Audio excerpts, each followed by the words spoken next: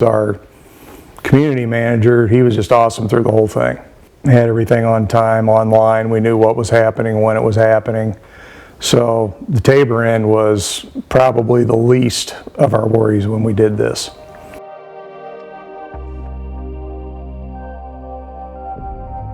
My name is Sandy. My name's Tracy, and we live in the Bluffs at Council Ridge. We literally would come out every single night and see what was done on the house.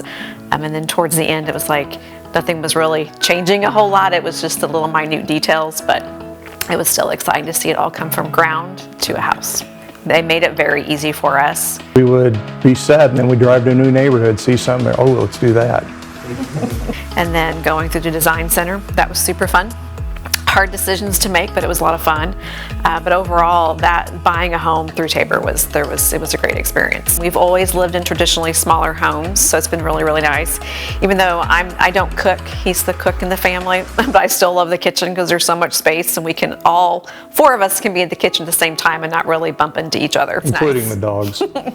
The communication is the big thing for me, and that's hard to find today. Anytime we asked a question, it was answered quickly. If I built another home, I go right back to Tabor.